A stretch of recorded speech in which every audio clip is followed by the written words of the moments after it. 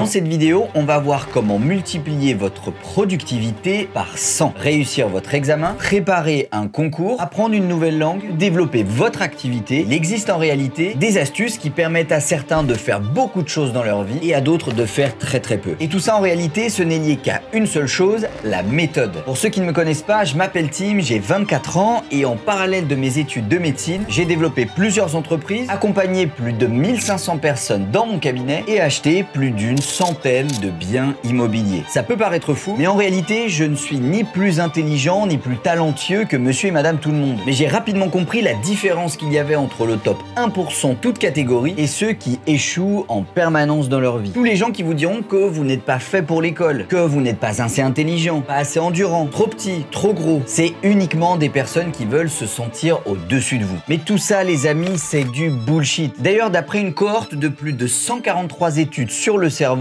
la part génétique ne représente en réalité que 14% des résultats d'une performance, peu importe le domaine. Et donc 86% sont directement reliés à l'entraînement. On va donc voir ensemble la méthode qui permet aux top performeurs de faire des choses extraordinaires. Et il y a en vérité deux manières de regarder et d'utiliser les outils de cette vidéo. La première, c'est de travailler moins pour avoir les mêmes résultats et avoir plus de temps pour sa famille, pour ses amis ou pour partir en vacances. La deuxième, c'est de travailler encore plus efficacement pour avoir encore plus de résultats. On va voir en détail comment fonctionne la machine qui est le cerveau qui nous permet de réaliser tout ça. Puis ensuite, les 7 astuces qui vont vous permettre de l'optimiser et de doper ses performances. C'est parti. Partie numéro 1, le mode d'emploi de votre cerveau. Imaginez qu'aujourd'hui, vous ayez un de vos potes qui se lance dans le montage d'un meuble Ikea pour ranger de la vaisselle dans sa cuisine. Et imaginez que ce même pote, il monte le meuble une fois, 2 fois, 3 fois, et qu'au bout de la 4e fois, il a toujours pas réussi à monter le meuble correctement pour qu'il soit droit et symétrique. La première question que vous auriez tendance à lui poser, c'est de regarder la notice. Et si cette personne vous affirmait à 4 reprises qu'il avait monté le meuble sans ne serait-ce qu'ouvrir la notice, vous le premier, vous trouveriez ça complètement illogique. Et bien en réalité, c'est ce que 95% des gens font avec leur cerveau. Et c'est la même chose quel que soit le domaine. Ça peut être les études, le sport, ou même tout simplement les relations de couple. Et la vérité, c'est que pour être performant et productif, il existe une méthode, mais il faut malgré tout connaître votre cerveau.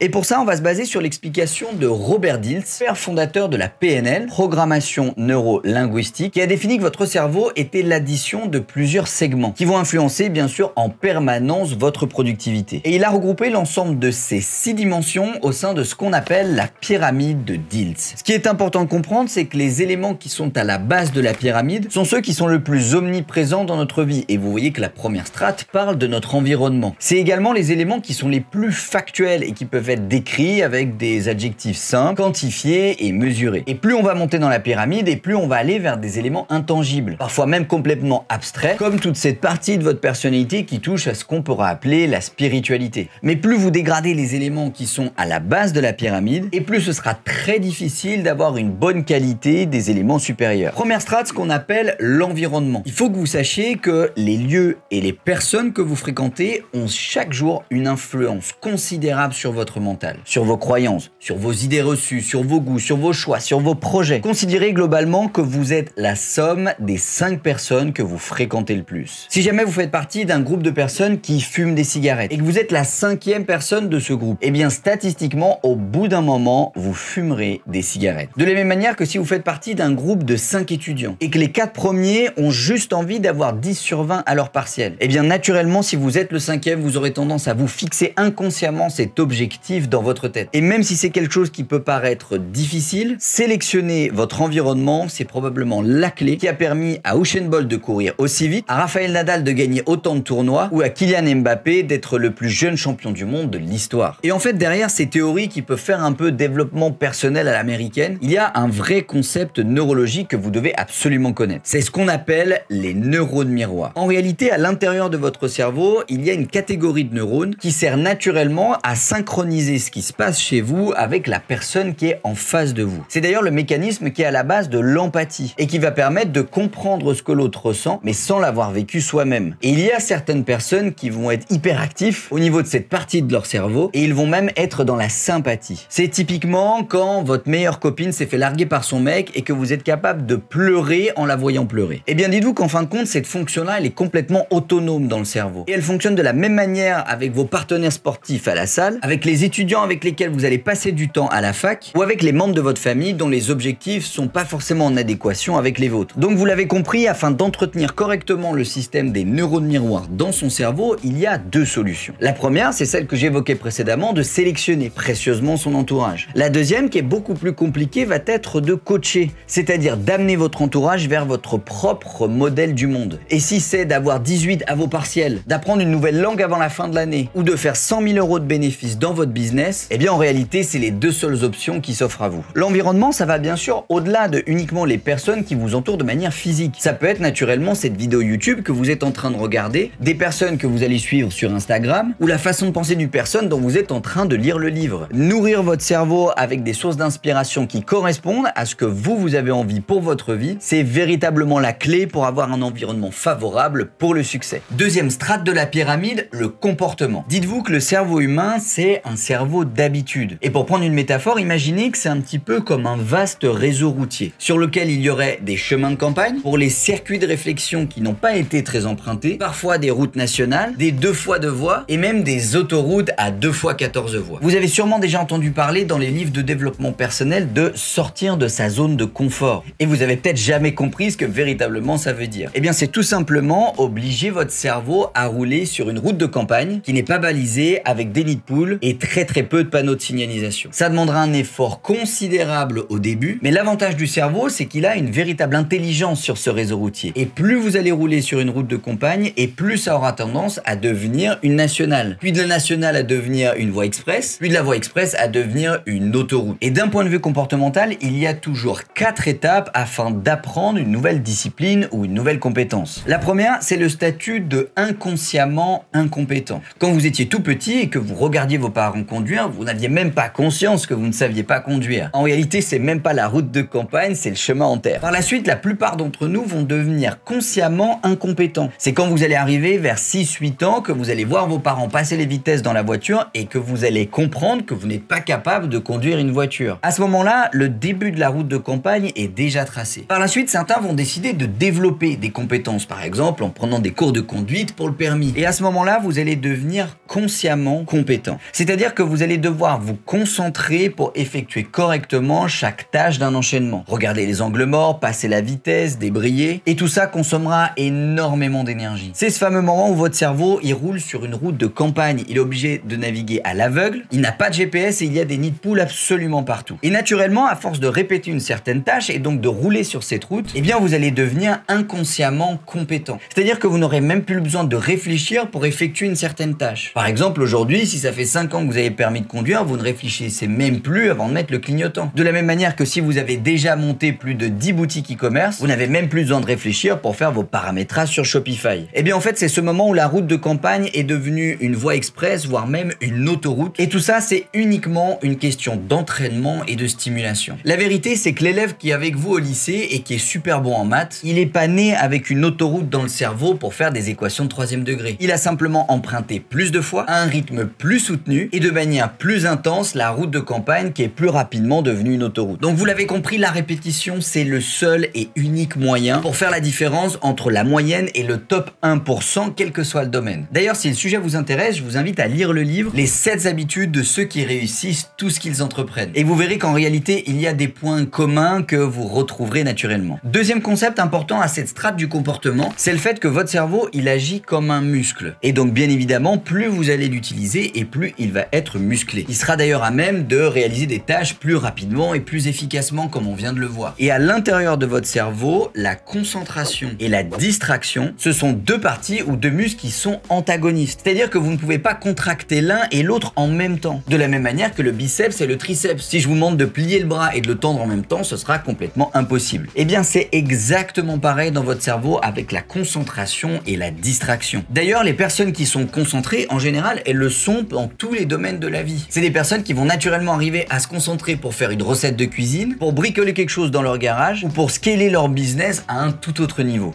Alors qu'à l'inverse, il y a des personnes qui sont fondamentalement distraites. Et peu importe le domaine, elles sont incapables de se concentrer plus de 10 minutes sur une tâche en question. Et bien en réalité, ce n'est qu'une question de musculation. Et de la même manière que le biceps et le triceps, on aura toujours tendance à avoir un déséquilibre entre la concentration et la distraction. Vous comprenez tout de suite que les réseaux sociaux, qui sont l'entraînement le plus stimulant pour votre distraction, vont donc donc naturellement abaisser vos capacités de concentration. Et si jamais vous souhaitez muscler encore plus votre cerveau de la concentration, je vous conseille d'utiliser les exercices de visualisation de Albert Einstein, tirés de ses travaux scientifiques sur la capacité du cerveau humain à devenir de plus en plus concentré sur un élément précis. Vous retrouverez la totalité de ces exercices sur internet et on va en réaliser dès maintenant un premier ensemble. Prenez un moment pour fermer les yeux et imaginez face à vous une balançoire, un petit garçon si vous êtes un garçon et une petite fille si vous êtes une petite fille. Imaginez que vous allez partir au sommet de la courbe et que la balançoire va être la plus tendue possible. Lâchez ensuite la balançoire et laissez-la faire un mouvement de ballon régulier. Le but du jeu étant de ne pas perdre l'image une seule seconde des yeux. Visualisez cette image jusqu'à ce que la balançoire soit complètement immobile et c'est un exercice, si jamais vous vous appliquez correctement à le faire, qui est très compliqué au début mais qui va vraiment muscler votre cerveau de la concentration. Troisième niveau, celui des capacités. Il y a quelques temps, j'étais à une conférence qui parlait d'un neurologue très connu en France à propos du cerveau humain et des capacités cérébrales. Et cette personne disait qu'en réalité, on était le fruit d'un processus de notre enfance et que si on nous avait toujours appris à être une personne distraite, et bien naturellement, en tant qu'adulte, on serait une personne distraite. D'autant plus que les neurones miroirs, ils sont très actifs au niveau de l'enfance. Et donc, c'est super important si jamais certains d'entre vous ont des enfants et que vous souhaitez leur aider à muscler le cerveau de la concentration, c'est tout simplement en leur montrant l'exemple. Et scientifique disait quelque chose qui m'a absolument choqué et j'étais pas le seul dans la salle. Ne croyez pas que vous vivez votre vie parce que votre vie est vécue. Et elle est vécue en fonction de ce que vous avez vécu pendant votre enfance. Et donc ce scientifique disait qu'on était la conséquence en réalité de ce qu'on avait vécu, mais qu'il y avait deux moyens d'inverser la tendance. La première, c'était ce qu'on appelle la thérapie inconsciente, comme l'hypnose par exemple. Et la deuxième, c'était tout bonnement la répétition. Si jamais vous avez jamais appris à skier depuis que vous êtes tout petit, mais qu'à partir d'aujourd'hui, vous skiez une semaine par mois en moyenne, eh bien il n'y a absolument aucune probabilité que dans quelques mois, vous ne sachiez toujours pas skier. Eh bien c'est exactement la même chose pour apprendre un cours de mathématiques, le code du droit public si vous êtes avocat, ou tout simplement à monter un mur en moellon si vous êtes maçon. D'ailleurs, quand on parle de capacité, il y a une stratégie qui est vraiment retrouvée chez toutes les personnes qui ont du succès à travers le monde. C'est celle qui consiste à améliorer ses points forts et à déléguer ses faiblesses. La réalité, comme vous l'avez compris, c'est que si vous avez une voie express qui est faite par exemple pour réaliser des projets et qu'à l'inverse, vous avez un tout petit chemin de campagne qui est fait pour remplir des documents administratifs, eh bien si vous souhaitez optimiser chacun des aspects de votre vie, il vaut mieux transformer la voie express en une autoroute parce qu'elle est déjà faite pour devenir ça, et à l'inverse déléguer ce qu'il y a sur le chemin de campagne si tant est que ça peut être délégué. Et c'est d'ailleurs pour ça qu'il est essentiel de choisir correctement le style de travail que vous allez faire plus tard si vous êtes étudiant. Et on va dire qu'il y a trois principales manières de travailler aujourd'hui au 21e siècle. La première, c'est en étant salarié. Vous allez vendre votre temps contre de l'argent. Pour ça, vous pouvez choisir de faire des études ou pas, d'avoir des compétences particulières ou pas, mais vous aurez toute votre vie besoin d'obéir à un patron qui lui prendra les décisions. Ça, c'est une solution qui convient super bien à la grande partie de la population qui préfère largement être un très bon soldat plutôt qu'avoir le poste de colonel ou de général qui est très inconfortable pour une grande partie d'entre nous. Deuxième manière de gagner de l'argent aujourd'hui, c'est d'être entrepreneur. C'est-à-dire que vous allez créer une solution qui répond à un problème plus ou moins important et le vendre pour un prix plus ou moins important. Pour être entrepreneur, il n'y a clairement pas besoin de faire des études supérieures, même si bien sûr ça vous apportera certains avantages et notamment en termes de carnet d'adresses. Être entrepreneur, ça veut en revanche dire être le capitaine du bateau. Vous aurez à gérer les ressources humaines, à avoir un regard sur la comptabilité et la fiscalité, à gérer la production de votre produit et bien sûr les aspects de recrutement et de délégation de tâches. C'est clairement un moyen de gagner de l'argent qui ne correspond pas à la majorité d'entre nous parce qu'il est beaucoup plus inconfortable d'être le capitaine d'un bateau et d'avoir à le diriger qu'il neige, qu'il pleuve ou qu'il vente plutôt que d'être juste un soldat qui va ramer quand ce sera son tour et aller se reposer quand c'est pas son tour. Troisième manière de gagner de l'argent aujourd'hui, la profession libérale. Ça va être une manière de vendre votre expertise, votre statut ou un acte particulier contre de l'argent. Ça peut être le métier de notaire, d'avocat, de médecin ou d'expert comptable. C'est typiquement un mode d'exercice qui va correspondre à quelqu'un qui préfère travailler seul, qui a une vraie appétence pour aller dans des domaines complexes, qui a une vraie appétence pour apprendre par cœur une recette de cuisine ou avoir des raisonnements intellectuels un petit peu capitaux. capillotractée. C'est le seul domaine dans lequel il vous faudra quasi tout le temps impérativement faire des études supérieures si vous souhaitez faire partie du top 1%. Évidemment, je n'aborde pas ici la notion d'investissant qui est la quatrième manière de gagner de l'argent, mais si le sujet vous intéresse, je vous invite à regarder cette vidéo dans laquelle j'explique en détail comment devenir investisseur en 2023 et surtout si vous n'avez jamais fait ça auparavant.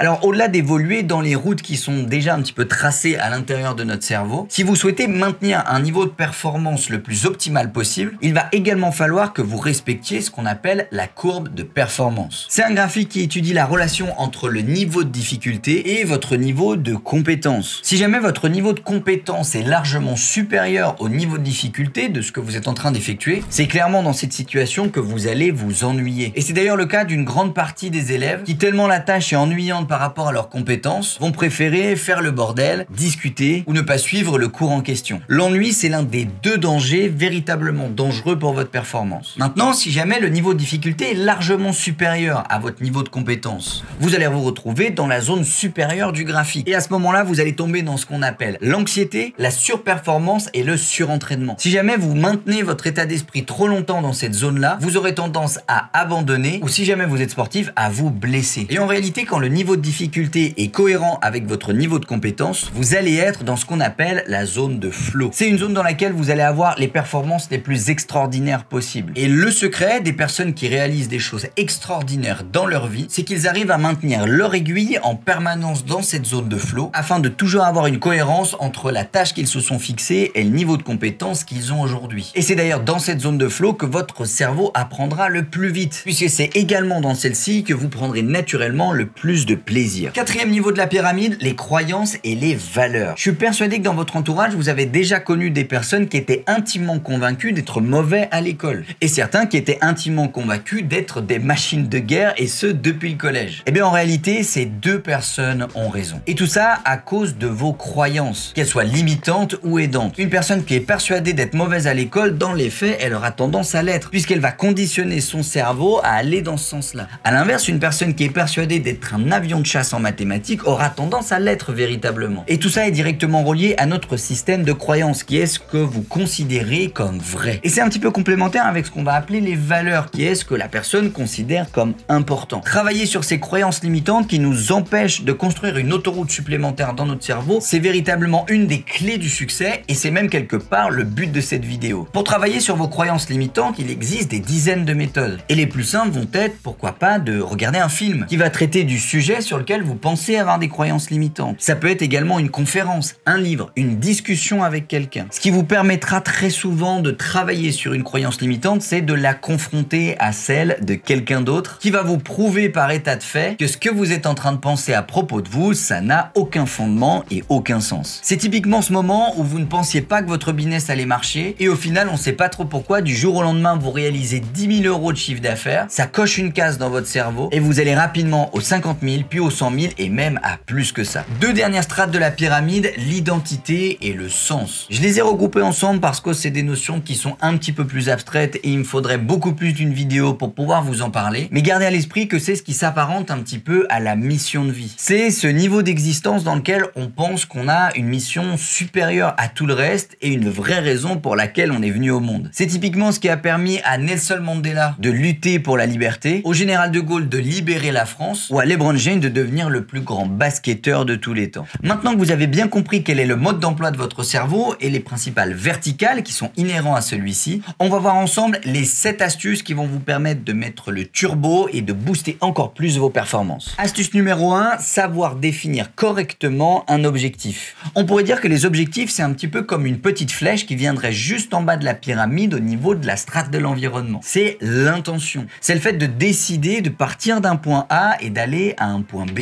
Et il existe une méthode très simple pour être sûr de fixer correctement ses objectifs. On peut s'en rappeler avec l'acronyme SMART. Un S pour spécifique, parce que devenir ingénieur agronome ou agriculteur, c'est le même domaine, mais c'est bien deux métiers complètement différents. Un M pour mesurable, parce qu'on ne peut pas améliorer ce qu'on ne peut pas mesurer. Un A pour ambitieux et atteignable, parce que vous devez en permanence maintenir vos objectifs dans votre zone de flow. Un R pour réalisable, c'est-à-dire qu'il ne doit dépendre que de vous et il doit être réalisable dès maintenant. Se fixer l'objectif de pouvoir s'acheter une Porsche Panamera avec les loyers de ses investissements, alors que vous n'avez n'avez pas encore fait votre premier achat immobilier, ça a tout simplement pas de sens. Ça touche plutôt à la notion de vision que objectif. Et un T pour temporellement défini. Le cerveau humain a besoin qu'on lui mette des limites. Et donc acheter son premier bien immobilier, si jamais vous ne rajoutez pas le en 2023 à la fin, eh bien il y a de grandes chances que ça n'arrive absolument jamais. D'ailleurs, si le sujet de la définition d'objectif vous intéresse, je vous invite à vous renseigner sur la méthode des OKR, Objective and Key Result. C'est une des méthodes les plus utilisées dans le monde et par les plus grandes entreprises pour définir leurs objectifs, et c'est à titre personnel la manière un petit peu plus complexe de définir ces objectifs que j'utilise au quotidien avec mes équipes. Deuxième astuce, savoir déléguer l'organisation. Votre cerveau, il est fait pour inventer, pour innover, pour créer, pour utiliser de la connaissance. En revanche, il n'est pas du tout fait pour se souvenir d'une liste de tâches, d'une recette de cuisine ou d'un théorème mathématique. Il est là pour l'appliquer. Et c'est pour ça qu'il est essentiel, selon moi, de mettre en place un système de productivité 2.0 qui va vous permettre de vous épauler comme une sorte d'assistant virtuel dans chacune de vos réalisations. À titre personnel, je vais vous présenter les 4 applications que j'utilise au quotidien pour enlever cette charge mentale à mon cerveau. Première application, Google Calendar. Il y a des dizaines de personnes que je vois tous les jours qui vivent sans un calendrier. Alors qu'en réalité, afin de pouvoir noter vos rendez-vous, planifier vos plages de travail, c'est quelque chose d'absolument indispensable aujourd'hui si vous souhaitez faire partie du top 1%. Deuxième logiciel, Asana, qui est l'outil indispensable pour la gestion de tâches au quotidien, que ce soit les vôtres, celles de vos collaborateurs ou le projet global sur lequel vous êtes en train de travailler. Troisième outil, la plateforme Loom, qui va permettre de faire de petites vidéos explicatives, typiquement si vous souhaitez faire une réunion enregistrée ou expliquer une recherche que vous avez fait à l'un de vos collaborateurs. Quatrième outil, Miro, qui est une application de mind mapping collaboratif dans lesquels vous pouvez travailler sur une organisation, un schéma ou un projet à plusieurs en même temps et via des outils visuels ultra pertinents. Troisième astuce pour booster les performances de votre cerveau, respectez votre préchauffage et votre appétence. Dites-vous que le cerveau humain, c'est un petit peu comme un moteur diesel. Il va avoir besoin de temps pour être à pleine capacité. Et en moyenne, d'après la plupart des études, le temps de préchauffage du cerveau humain se situe entre 15 et 25 minutes. Ce qui veut dire qu'en réalité, si vous êtes à la bibliothèque, que vous révisez l'un de vos cours pour la fac et que toutes les 25 minutes, votre téléphone portable s'allume pour vous proposer une notification Facebook, eh bien ça va complètement détruire votre productivité. Parce qu'en réalité, c'est comme si vous rouliez avec une voiture diesel, puis ensuite que vous éteigniez le moteur toutes les 25 minutes. La voiture n'aura pas le temps de chauffer et vous ne pourrez jamais être à pleine capacité. Eh bien, c'est exactement la même chose avec votre cerveau. Si toutes les 20 ou 25 minutes, vous avez une source de distraction qui vient donc relâcher votre muscle de la concentration et contracter votre muscle de la distraction, eh bien, vous pourriez penser travailler 8 heures dans une journée, alors qu'en réalité, vous n'avez passé que 1h30 ou 2 heures maximum à pleine capacité. Il va falloir également connaître votre appétence et on a tous une dominante parmi les 5 sous-modalités sensorielles suivantes. Certains sont plutôt visuels, d'autres sont plutôt auditifs, d'autres sont encore kinesthésiques et une toute petite partie d'entre nous vont être ce qu'on appelle olfactifs et gustatifs. Il s'agit des 5 sens avec lesquels nous captons l'information à l'extérieur de notre corps et c'est également avec ces 5 sens-là qu'on va l'encoder à l'intérieur de notre cerveau. Et notre cerveau possède une sous-modalité avec laquelle il va construire beaucoup plus rapidement d'autoroutes dans notre cerveau et c'est avec celle-ci qu'il faut maximiser son apprentissage. Par exemple, si vous faites partie des personnes visuelles, répéter votre cours à voix haute n'aura absolument aucun sens puisque ce n'est pas la manière avec laquelle votre cerveau a la capacité de construire une autoroute plus rapidement. À l'inverse, faire une fiche de cours, mettre de la couleur, surligner votre texte, tout ça, ça va avoir un vrai intérêt sur le plan visuel. Si jamais vous êtes auditif, écoutez un livre audio, répétez votre cours à voix haute ou allez tout simplement en cours écouter votre professeur, ça aura un véritable intérêt pour construire l'autoroute dans votre cerveau le plus rapidement possible. Si jamais vous êtes kinesthésique, vous avez besoin de pratiquer, de faire pour arriver à emmagasiner. Dans ce cas-là, les ateliers pratiques et le passage à l'action sera la partie de l'apprentissage qui sera la plus bénéfique pour vous afin de mémoriser le plus rapidement possible. Astuce numéro 4, mettre en place du deep work. Il existe énormément de vidéos YouTube sur le sujet, mais retenez qu'il s'agit de créer ce qu'on appelle des bulles étroites de concentration totale. C'est une partie de votre journée dans laquelle vous allez clairement être inaccessible et vous allez vous focaliser sur la réalisation d'un travail bien précis. Je vous conseille d'ailleurs pour cette partie-là de votre journée de la planifier dans votre agenda, mais également d'avoir une véritable inaccessibilité physique. Ça peut être de vous enfermer dans votre bureau, de mettre vos écouteurs à la bibliothèque et bien sûr de mettre votre téléphone en mode avion. Ça vous permettra de passer intensément 2 heures de votre journée sur vraiment quelque chose d'important. Cinquième astuce, gérer sa chronobiologie. À l'intérieur de notre cerveau, on a en permanence des horloges qui tournent dans un sens afin de régler tout un tas de processus. L'une des plus connues d'entre elles, ce va être les cycles menstruels chez la femme, qui indiquent à quelle période du mois une dame va avoir ses règles ou pas. Il existe également le cycle veille-sommeil qui va dicter que vous allez être réveillé la journée et dormir la nuit, ou grosso modo avoir envie de dormir toutes les 14 heures. Eh bien, j'ai le plaisir de vous apprendre également qu'il existe une horloge bien précise pour l'attention et la concentration. Et c'est ce qu'on appelle le rythme circadien de la vigilance. Alors en réalité, ce qu'on peut observer dans ce schéma, c'est qu'il existe des périodes où notre attention va être sur une pente ascendante et où on va être de plus en plus concentré. Et il existe également des périodes descendantes sur lesquelles notre niveau de concentration va avoir tendance à baisser. Le secret des personnes qui font partie du top 1%, quel que soit le domaine, c'est qu'ils maximisent leur travail pendant les parties montantes du graphique, c'est-à-dire de 3h du matin jusqu'à midi et également de 15h jusqu'à 19h. C'est les moments de la journée dans lesquels votre cerveau sera le plus propice à se concentrer. Et ça dépend de tout un tas de phénomènes hormonaux et corporels sous-jacents derrière qui n'ont pas réellement d'importance pour l'explication. Toujours est-il que c'est également pour ça que Mark Wahlberg s'entraîne le matin à 4h du matin, que Dwayne Johnson réalise ses entraînements à 3h30 du matin. Mais c'est aussi pour ça qu'il vaut mieux forcer le matin et se lever plus tôt pour apprendre un cours plutôt que de forcer le soir et de travailler au-delà de minuit. En réalité, forcer le soir, et c'est la méthode que la plupart des étudiants vont utiliser, c'est clairement pas comme ça que votre cerveau fonctionne de manière optimale et ça reviendrait à mettre des pneus d'été alors que vous habitez à la montagne. Et d'ailleurs, n'importe quel ami qui vous dirait que parce qu'il habite à la montagne et qu'il y a de la neige, il a décidé de mettre des pneus été sur sa voiture, vous seriez le premier à lui dire que ça n'a aucun sens. Eh bien, en réalité, c'est exactement la même chose avec un étudiant